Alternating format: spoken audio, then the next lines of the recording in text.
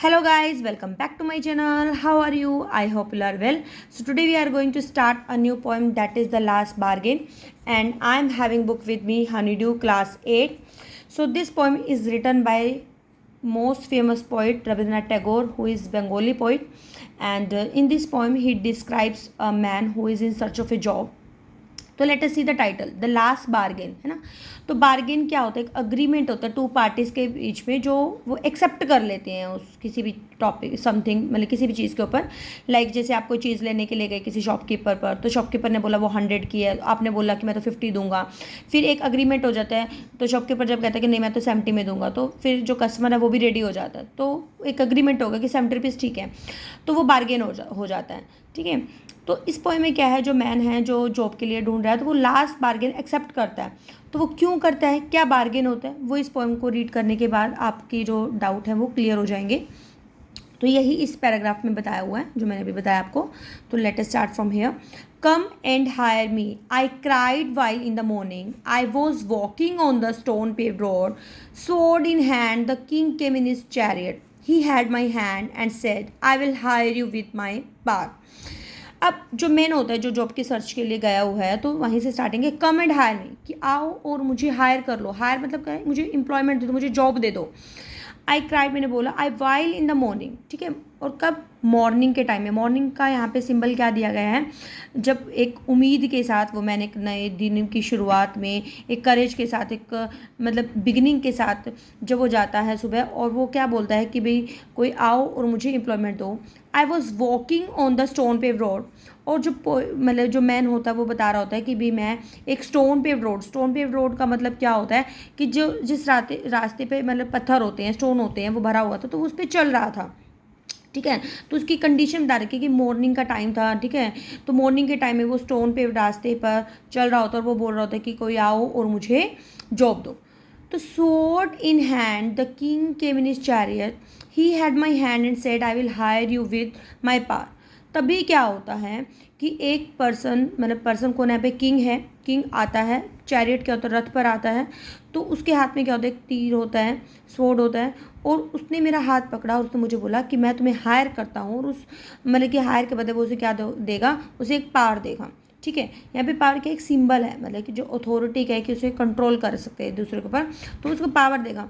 तो और यहाँ पे जो किंग है वो एज ए रूलर है, और जो स्वॉर्ड है वो पावर का ही सिंबल है। तो इसमें क्या है, फर्स्ट स्टेंजा में आपको क्या बताया गया है कि उसे एक ऑफर मिला किंग से, किंग उसे हायर कर रहा है और बदले में उसे क्या दे रहा है, पावर दे रहा है। लेकिन फिर उसके बाद क्या होता है कि क्या होता है देखते हैं। बट इस power counted for not, counted for not का मतलब क्या होता है कि उसके लिए कुछ भी नहीं होता, ठीक है, नथिंग होता है। He went away in his chariot, और फिर वहाँ से वो जो किंग होता है वहाँ से वो अपने रह से चला जाता है। तो जो मैन होता है वो रिजेक्ट कर देता है पावर को, क्लियर। तो उसमें हमारा यह क्या है, जो हम पोएट्रिक डिवाइस की अगर बात करें, तो यहाँ पे जो चैरियट है और स्वॉर्ड है, यहाँ पे पावर का सिंबल है, राइट। और हेल्ड और हैंड में एलिटेशन है, क्योंकि साउंड आपकी कॉन्सोनेंट की है। और इसमें देखो इमेजरी भी है, आपने ये देखा ना, किंग के मैंने चैरियट, किंग रथ पर बैठ कर आया, तो एक इमेजिनेशन भी बनती है। तो अगर इसमें से हम कुछ क्वेश्चन अगर मतलब बनते हैं, तो वो क्या बनेगा, where was the poet walking, poet कहाँ वॉकिंग करते हो, आप बता सकते हो the poet was walking on the stone paved road है। रीडिंग बेस अगर क्वेश्चन की बात करें तो what does the poet want, poet क्या चाह रहा था, poet wants to be hired, कि उसे हायर्ड किया जाए, एक क्वेश्चन ये बन जाता है। नेक्स्ट क्या बन सकता है, who offers to hire the poet and how, कौन उसे ऑफर कर रहा है, king offers him to hire with his power, ठीक है, पावर के साथ। फिर did the king hire him, क्या उसे किंग हायर करते हैं, no the king did not hire him. तो 3-4 क्वेश्चंस आपके इस तरीके से बन जाते हैं, स्टैंजा वाइज आप बोल सकते हो। In the heat of the mid day the houses stood with shut doors, I wandered along the crooked lane. An old man came out with his bag of gold. He pondered and said, I will hire you with money. He weighed his coins one by one, but I turned away. तो second stanza की बात होती है। तो poet क्या होता है, जैसे सुबह तो वो जैसे स्टोन पे पर चल रहा था, फिर जैसे जैसे दिन बीतता है तो क्या होता है, मिड डे का टाइम हो जाता है, गर्मी हो रही है। जो घर में क्या होता है कि जैसे गर्मी के टाइम में क्या, तो लोग दरवाजे बंद कर लेते, तो लोगों ने दरवाजे बंद कर रखे थे। और वो कहते कि आई वांटेड, मैं घूमता रहा। क्रुक्ड लेन क्या होता है कि जैसे मतलब कि जो डिफिकल्टी बने रास्ते में, मतलब कि उसके माइंड में बहुत कुछ चल रहा था कि उसे अभी तक जॉब नहीं मिल रही, उसको किसी ने हायर नहीं किया है, ठीक है। तो an old man came out with his bag of gold, मतलब कि उसी टाइम क्या होता है कि एक ओल्ड मैन वहाँ पे आता है, ठीक है, और वो उसके पास एक मतलब कि गोल्ड से भरा हुआ बैग होता है। तो यहाँ पे गोल्ड किसका सिंबल है? वेल्थ का सिंबल है, मनी का सिंबल है। ही पोंडर, वो बहुत ज़्यादा डीपली सोच रहा होता है और वो उसे बोलता है कि मैं तुम्हें हायर तो कर लूँगा, लेकिन उसके मतलब मैं तुम्हें क्या दूंगा? मनी दूंगा। He weighed his coins one by one, और जैसे अपने मतलब कि जो पैसों को एक एक करके वो देख रहा होता है, वेट कर रहा होता है। But I turn the way, लेकिन वो उसे क्या कर देता? उसे भी रिजेक्ट कर देता, मतलब उसको भी, मतलब उसको ओल्ड मैन से कोई वेल्थ या कोई उसे मनी नहीं चाहिए होती है, ठीक है। तो जैसे यहाँ पे एक डिफिकल्ट वर्ड, जैसे क्रूक्ड आया, क्रूक्ड का क्या होगा? नोट स्ट्रेट हो जाएगा। पोंडर्ड का मतलब क्या होता है? थोट होता है। टर्नड अवे का मतलब क्या होता है? वेंट अवे, वो चला गया, ठीक है। मिड डे आपको पता है ये नून होता है। फिर इसमें what was the time of the day अगर बात की जाए तो किस टाइम की बात की गई है? मिड डे की बात की गई है। How are the house standing in the lane, houses कैसे थे? हाउसेज शट डोर थे, ठीक है, बंद थे दरवाजे। फिर what offer did the old man give, क्या ऑफर करता है उसे?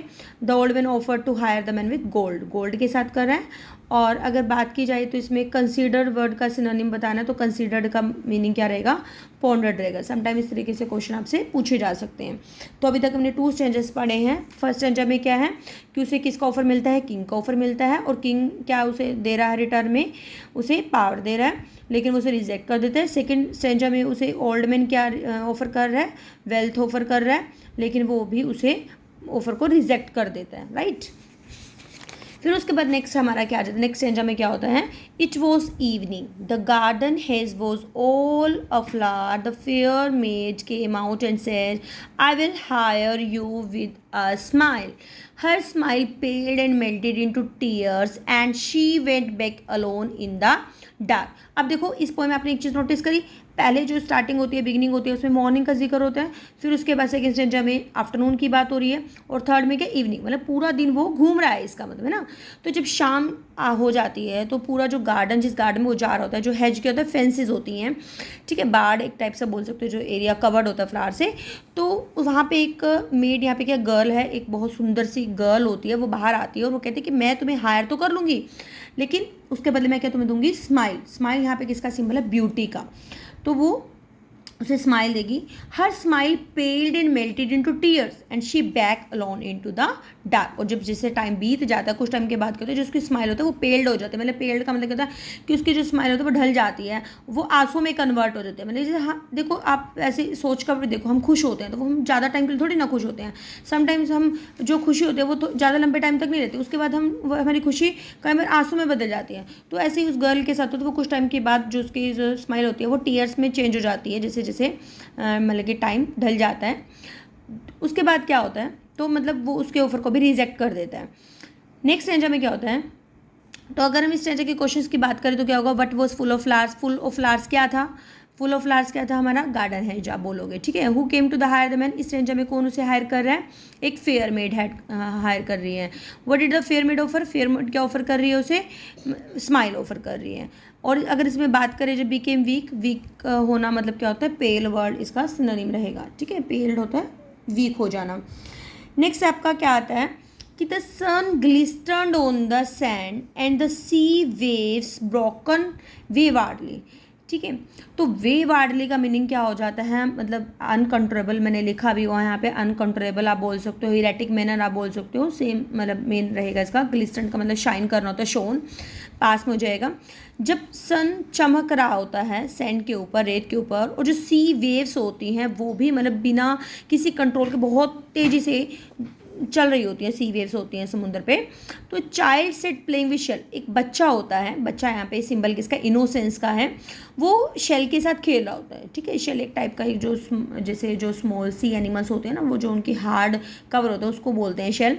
तो उससे वो जब खेल रहा होता है, ही रेज हिज हैड, और तब उस बच्चे ने अपना हैड उठाया, सीम टू नो मी, उसको ऐसा लगा कि वो उसे जानता है। Said I hire you with nothing, वो कहता है कि मैं तुम्हें हायर तो करूँगा, लेकिन इसके बदले मैं तुम्हें कुछ नहीं दूंगा, कुछ पेमेंट नहीं दूंगा, मतलब फ्री में उसे मतलब एक्सेप्ट मतलब हायर करने के लिए बोलता है। तो फ्रॉम हैंड्स फॉरवर्ड, और हैंड्स फॉरवर्ड का मतलब क्या था? फ्रॉम नाउ ऑन, मतलब अब से, that bargain stuck in child play made me a free man. और जैसे ही उस बच्चे ने ये बात बोली कि वो हायर करेगा लेकिन उसके बदले में उसको कुछ नहीं देगा, तो वो पोइट के मतलब पोइट या उस मैन के माइंड में क्या होती है, वो चीज़ स्टक कर जाती है, और वो उसको एक्सेप्ट कर लेता है, ठीक है, as a free man. Free man का मतलब यहाँ पे क्या है कि someone is not bound by money, power या ड्यूटी, यू कैन से, कि उसको बिल्कुल पूरी फ्रीडम है कि वो कुछ भी कर सकता है, वो किसी बॉन्डेज के अंडर आके काम नहीं करेगा, तो इसलिए वो उसको एक्सेप्ट कर लेता है। यही रीज़न होता है अगर हमसे ये पूछा जाए ना कि वो चाइल्ड के जो लास्ट बार्गेन को वो क्यों एक्सेप्ट करता है, वो चाइल्ड के लास्ट बार्गेन को इसलिए ही एक्सेप्ट करता है क्योंकि उसमें क्या है, वो किसी के अंडर नहीं है, वो किसी से बाउंड नहीं है, उसमें कोई मनी या किसी पावर या किसी भी ड्यूटी का मतलब उसके ऊपर ऑब्लिगेशन नहीं है, वो बिल्कुल फ्री है, फ्रीडम है, उसे कुछ नहीं करना उसमें। तो इसलिए वो लास्ट जो स्टैंजा है उसमें जो पोइट है वो चाइल्ड के ऑफर को एक्सेप्ट कर लेता है, राइट। तो अब जिसमें हो जाएगा कि जो सी वेव्स हैं वो कैसी दिखा रखी हैं, इसमें जो सी वेव्स हैं वो अनकंट्रोलेबल दिखा रखे हैं, वेव आर्डली दिखा रखे, ये बन जाएगा आपका, ठीक है। What did the man see on the sea shore, man क्या देख रहा होता है सी शोर पे, एक बच्चे को देख रहा होता है, और जो बच्चा होता है इस पोइट में वो किस लिए कैसे हायर करता है उसको, विदाउट नथिंग, ठीक है, विदाउट एनी पेमेंट के वो करता है। अगर हमें ये देखा पूछा जाए कि जैसे शोन ब्राइटली का मीनिंग क्या है, तो वो हम ग्लिस्टेंड बोलेंगे, ठीक है। ग्लिस्टेंड का मतलब क्या होता है, शाइन करना। तो ये कुछ क्वेश्चंस बनते हैं इस स्टैंजा में। तो ये मैंने इस पोएम में आपको बिल्कुल लाइन बाय लाइन एक्सप्लेनेशन बता दी है और जो स्टैंजा वाइज क्वेश्चंस भी बता दिए हैं। तो एक चीज़ मतलब मेरे को लग रहा है कि इसमें पोएटिक डिवाइसेस भी साथ में हमने डिस्कस कर ली। पोएटिक डिवाइसेस क्या होते हैं, जब टू वर्ड सिमिलर होते हैं, जैसे हेल्ड और हैंड में आ गया है, और एक यहाँ पे भी स्टूड और शोन में आ जाए, शट में आ जाएगा। यहाँ पे अलिट्रेशन है आपकी, सिंबल मैंने आपको साथ के साथ बता दें, जैसे किंग का पावर है, आप लिख लीजिए आप भी साथ में अपनी बुक में। फिर उसके बाद जो ओल्ड मैन है, यहाँ पे जो ओल्ड मैन का जो एज्ड पर्सन हो जाएगा, और गोल्ड क्या है, वेल्थ के लिए हो जाएगा, और जो ब्यूटी है वो स्माइल का है, और चाइल्ड का इनोसेंट का सिंबल आ जाएगा। तो इसमें सिंबोलिज्म है आपका। और बार बार आपने देखा I hire you, I will hire you, ये वर्ड रिपीटेशन है, रेपिटेशन भी है इसमें, ओके। फिर उसके बाद हमारी इमेजरी भी है। इमेजरी क्या हो गया, जैसे आप इमेजिन कर पा रहे हो ना साथ में, जैसे king came in the chariot हो गया। फिर उसके बाद हमारा यहाँ पे ये हो गया, जैसे ओल्ड मैन जैसे आया है बैग ऑफ गोल्ड के साथ, तो हमारे माइंड में एक इमेजिनेशन बन जाती है कि जैसे ऐसा हाँ हो रहा है। फिर जैसे इसमें गर्ल का डिस्क्रिप्शन दे रखा है, वो गार्डन में से आ रही है, फ्लावर्स है, तो ये इमेजरी वर्ड्स यूज़ किए गए हैं। इस जो पोएम है इसमें कोई राइमिंग नहीं है, तो इसलिए ब्लैंक वर्ड्स में रिटर्न है ये पोएम। तो आई थिंक मैंने सभी इंपॉर्टेंट पॉइंट्स इसमें डिस्कस कर लिए हैं। अगर आपको फिर भी कोई डाउट लगता है you can write in a comment section. अगर आपको पोएम थोड़ी सी भी अच्छी लगती है तो प्लीज़ लाइक करना ना भूलें, क्योंकि मेरे मोटिवेशन का काम करता है। मिलते हैं एक नए वीडियो में एक नए कंटेंट के साथ। Till then be happy, keep studying, bye bye.